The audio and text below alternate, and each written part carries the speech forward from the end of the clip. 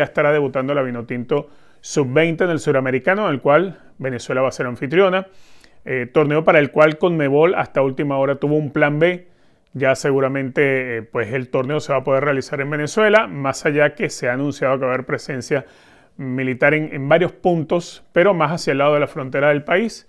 Así que todo parece indicar que se va a poder desarrollar el Suramericano Sub-20 sin ningún tipo de problema y de inconvenientes, como era el temor que originalmente existía para Conmebol y más de 2 países que pues estaban alerta con el asunto.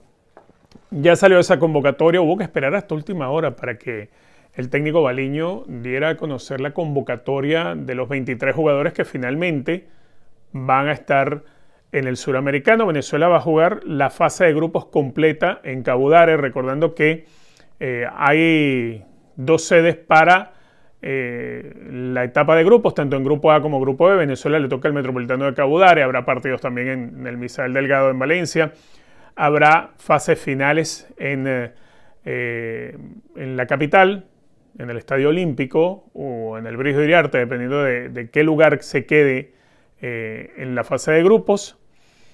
Y la selección de Venezuela, decía, tuvo que esperar hasta última hora para poder Ricardo Baliño estructurar la lista de los jugadores con los que va a contar. Ya conocíamos la baja de David Martínez, porque el AFC prefería no prestarlo ahora. Él no está compitiendo ahora en este momento.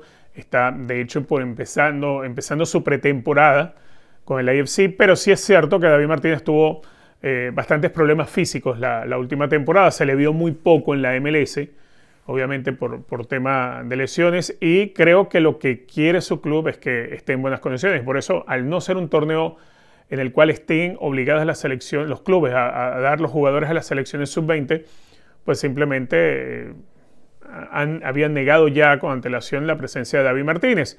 Con Juan Arango se había esperado hasta última hora. Juan Arango, que milita, por decirlo de alguna manera, en la reserva, o decir el segundo equipo del Girona. Algunas veces fue convocado al primer equipo, sobre todo para los partidos de Copa del Rey, que es donde se le suele dar descanso a los jugadores de la primera plantilla, los que actúan en la primera división. Ahora, con Juan Arango existe el inconveniente que está recuperándose de una lesión, está en un proceso, obviamente, de terapias físicas, y sería ya en el mes de febrero, ya con el torneo empezado, que el Girona otorgaría el permiso. Porque ellos le dan el alta médica ya en el mes de febrero. El torneo arranca el 23, sería solamente unos días, pero obviamente no se pueden correr riesgos. Entonces se esperó hasta última hora, se estuvo insistiendo a ver si podían adelantarle la fecha y al final no sucede. Pues. Entonces la selección se pierde la oportunidad de disfrutar de un jugador tan exquisito como Juan Arango, que viene de tener ya contacto a un nivel muy superior. Eso lleva a Venezuela a estructurar una lista donde sí hay jugadores que militan en el equipo joven de sus clubes en Europa, como casos puntuales, ¿no? que conocemos, lo de Yandro, por ejemplo, que está en el juvenil de su club allá en la liga neerlandesa. Pero, por ejemplo, están otros casos que creo que son de llamar mucho la atención y de los que hay que hacer una apuesta. A ver, Alejandro Sichero, delantero, bastante espigado, ya lo hemos tenido en otras selecciones de Venezuela. Él está en el Frosinone. Frosinone hoy en día está en la segunda división de Italia, en la Serie B. Es muy joven todavía Alejandro Sichero. En el Frosinone, si mal no recuerdo, jugó Máximo Margiotta, otro venezolano jugó allí. Máximo Margiotta, que tuvo muy fugaz paso por la selección mayor en los tiempos de Richard Páez. En el Frosinone, Alejandro Sichero no es que ha tenido demasiadas oportunidades, hay que recordar, 18 años nada más, ¿no? Pero es uno de esos jugadores que ha tenido algún contacto con el equipo. Una vez jugó los 90 minutos, una sola vez fue Alejandro Sichero titular, jugó los 90 minutos, no marcó goles en la Serie B. Después actuó 3 partidos más viniendo desde el banco, incluso uno fue bastante reciente sobre el final de la segunda división en la primera mitad del año de competición. Pero es un jugador que de vez en cuando viene desde el banco de suplentes. Hay algo importante con Alejandro, tiene mucha capacidad física. Cuando tienes 18 años de edad y estás a un roce, expuesto a un roce como el de segunda división o el de primera división en Europa, es algo importantísimo. ¿Se acuerdan lo que yo les mencionaba en el último programa sobre el desarrollo del jugador, que tanto nos insistían con el plan de Pekerman y aquel cuento de que el jugador juvenil tiene que cumplir sus etapas de desarrollo para poder llegar a la mayor? Bueno, mientras nosotros en el torneo local seguimos tratando de que el jugador juvenil siga cumpliendo etapas, jugadores como Alejandro Cícero las está quemando en la profesional, en el primer equipo del Frosinone, que está en la segunda división de Italia. Entonces, obviamente, él, aunque no juegue tanto, está entrenando, está teniendo roce con jugadores que están en un nivel mucho más alto que el que vas a encontrar en los campeonatos de la Liga Fútbol Junior. Por eso yo soy uno de los que siempre trata de defender la tesis de que tiene que volverse a la regla del juvenil, aquella que nos permitía tener 2 juveniles en cancha, y que empezó a dar sus frutos precisamente con aquellas selecciones que lograron ir a Copa del Mundo, el caso de la Sub-20 de 2017, que fue a Corea del Sur y terminó siendo subcampeona. Pero bueno, a lo que me refiero es que él llega con un roce que es importantísimo para este grupo. No es lo mismo la situación de Alejandro Cícero, que está con el primer equipo del Frosinone, aunque sea en segunda división de Italia, pero es el primer equipo, y además Serie B de Italia es muy buena, que es lo que de pronto sucede con Jandro Rapp en el torneo Sub-20 neerlandés. Hay una diferencia. Cuando un jugador está en un club, no sé, la Lazio, el equipo primavera de la Lazio, como los tenemos también allí, no es lo mismo estar en el equipo primavera que estar en el equipo profesional, o estar por lo menos en el equipo reserva, el que esté más cerca de la primera división. Entonces eso obviamente va a marcar una diferencia de desarrollo. Esas son características que hoy tiene Alejandro Cícero. Características como las que yo entiendo también encontramos en Juan Arango, aunque no vaya a estar, pero es alguien que está en contacto permanente con el primer equipo. Entonces forma parte de eso. Creo que Alejandro Cícero puede convertirse en ese jugador que en el ataque de Venezuela pueda marcar diferencia. Ojalá así sea. Ojalá así sea. Después tenemos otros jugadores. A ver, me han hablado mucho de Víctor Funk. Yo la verdad no lo he visto, ¿no? Víctor Funk, venezolano-canadiense o canadiense-venezolano, como prefieran, que está en la academia del Inter Miami. No ha tenido contacto con el primer equipo. La academia es el tercer equipo del Inter Miami, no es el segundo, es el tercero. Pero bueno, está dentro del trabajo, imagino yo, de un club bastante organizado. Creo que el Inter Miami ha demostrado ser un club bastante organizado. No sé cuál es el nivel que él tenga. Repito, yo no he tenido la oportunidad de verlo jugar. Ojalá le vaya bastante bien y ojalá sea un acierto, ¿no? Su inclusión en este grupo, como espero sea cierto todos los que se han sumado. Nicola Profeta, por ejemplo, ya lo conocíamos, su capacidad defensiva desde la mitad de la cancha. Sabemos que Nicola Profeta también, pues en algún momento se puso la camiseta de Colombia y después volvió a decidir cambiar. Puede hacerlo hasta que llegue a la mayor. Creo que Nicola Profeta ha podido tener un buen roce también dentro de la estructura del Santos. Él en el Santos no es que estuvo con la Serie B, como si estaba Otero, como estaba Rincón, no. Él estaba con el Santos en el juvenil. Pero también es una organización importante, ¿no? Repito, no es lo mismo el roce que vas a tener en la Sub-20 del Santos, en el caso de Nicola Profeta, que la que vas a tener en el Frosinone de la Serie B. Es a eso a lo que me refiero yo con ese paso. Bueno, Nicola Profeta, como ya lo conocemos, creo que es un jugador que va en franco ascenso. Ojalá pues tenga la facilidad para poder llegar al primer equipo. Ya vamos a estar hablando también del Santos, porque hay tema con Soteldo. Vamos a hablar dentro de un rato de eso. Por otro lado, el que para mí, y en esto he venido hablándolo desde hace rato, ¿no? Hace días, para mí el que está llamado a ser la gran figura de Venezuela en el Suramericano Sub-20 tiene que ser Kervin Andrade, el Tuti. Y hay varias cosas. A ver, el Tuti Andrade no es titular en el Fortaleza, pero juega en un equipo de primera en Serie A, o sea, en la primera división de Brasil. Vuelvo a la misma comparación con Alejandro Cícero y él. Creo que son los jugadores que están en un muy buen nivel.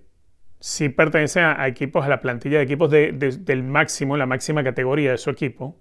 Frosinone, al no estar en la Serie A, la máxima categoría que puede aspirar, por ejemplo, Alejandro Sichel a la Serie B. Bueno, en el caso de Kervin Andrade, está en el primer equipo, en la primera división, en la Serie A del Brasileirao, con el Fortaleza. No es titular, no es titular. No es titular, pero un jugador que viene desde el banco de suplentes, que juega muchos partidos, jugó creo que 14 o no sé, un poco más tal vez en esta última temporada, que ha hecho goles, incluso goles internacionales. O sea, estamos hablando de alguien que, a pesar de su baja estatura, de su juventud, en un torneo tan exigente como la Primera División de Brasil, es alguien que es capaz de resolver partidos. Seguramente cuando regrese en el estadual va a volver a tener mucha acción después que regrese del suramericano. Kervin Andrade también recordemos que el Bocha Batista lo utilizó en la Copa América, acá en los Estados Unidos el año pasado. Había mucha expectativa por verlo jugar en la selección mayor en la Copa América y jugó el partido contra Jamaica, ese que se juega en Austin, y él asiste el gol de Eric Ramírez. Y recuerdo que en aquel partido, o sea, a él, si algo tiene Kervin Andrade es que no le pesa la presión. Para ser un chico de esa edad, 18 años, lo menos que siente es presión.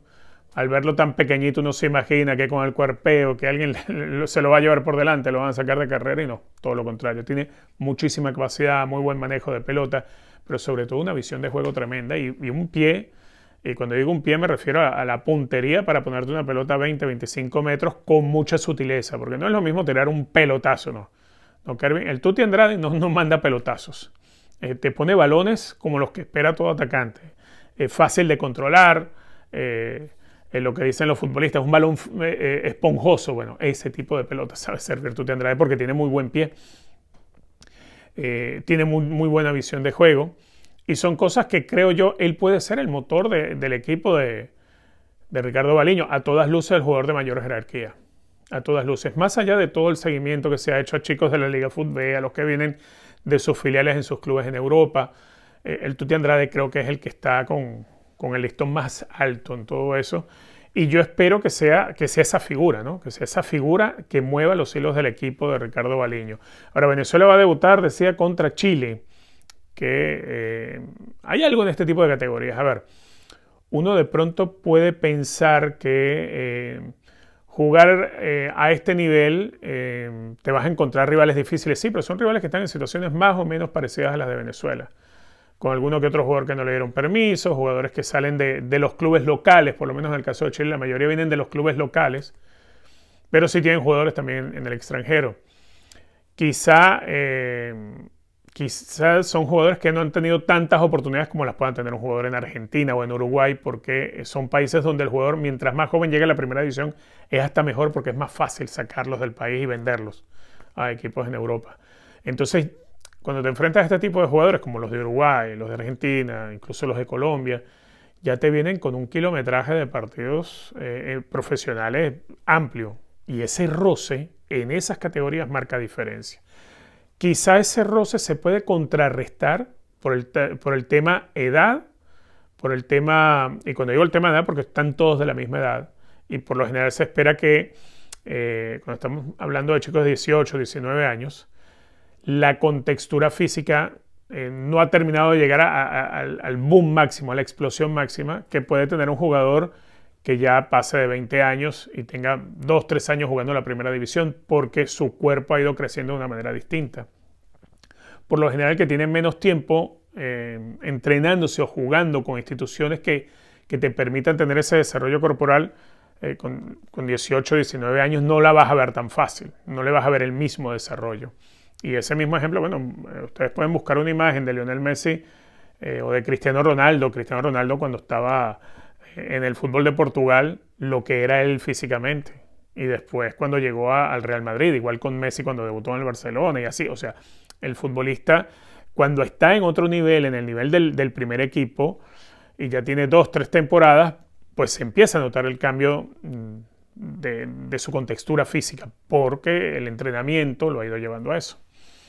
Entonces, creo que en estas categorías no siempre te va a sacar ventaja únicamente la experiencia, necesitas también la parte física, porque puedes llevar el partido a duelos individuales. Sí, yo creo que el partido con Chile, el partido con Perú, con Paraguay, que son, yo creo, los tres primeros rivales que tiene Venezuela. Esa es la fortuna, yo creo, que tiene Venezuela, porque para mí el más duro del grupo va a ser Uruguay. No es que el partido con Chile sea fácil o con Perú ni con Paraguay. Paraguay es un rival durísimo, durísimo también en esta categoría. Pero creo que el rival más difícil es el que Venezuela va a tener de último, que es Uruguay. Entonces, yo pienso que Venezuela tiene que tratar de llegar a ese último partido de grupo ya con la clasificación en la mano. Ya con la clasificación en la mano, habiendo sacado resultados positivos en los tres primeros partidos, que creo que son Chile, Perú y Paraguay. Ese creo que es el orden. Si Venezuela es local en el partido contra Chile, le toca visitante contra Perú y visitante contra Paraguay y vuelve a ser local contra los uruguayos. Y tratar de quedar de primero de grupo. Eso es lo que yo creo que tiene que ser la meta de Venezuela. Yo creo que la gran figura del equipo va a ser el Tuti Andrade. Siempre traigo a la memoria, cuando me hablan de Suramericano Sub-20, donde Venezuela fue anfitriona, el de 2009, que le da a Venezuela la clasificación a su primera Copa del Mundo. Ese que tuvo a César Farías como técnico. De ahí salieron jugadores como Rafael Acosta, que se me olvidaba el nombre de él el otro día, Rafael Acosta Camarota, Salomón Rondón, Rafa Romo. O sea, hubo jugadores que de ahí surgieron y fueron referentes de aquella primera selección venezolana que fue a una Copa del Mundo de la categoría Sub-20. Ojalá a este grupo le toque lo mismo. Yo tengo mucha confianza en que puedan hacer un gran torneo.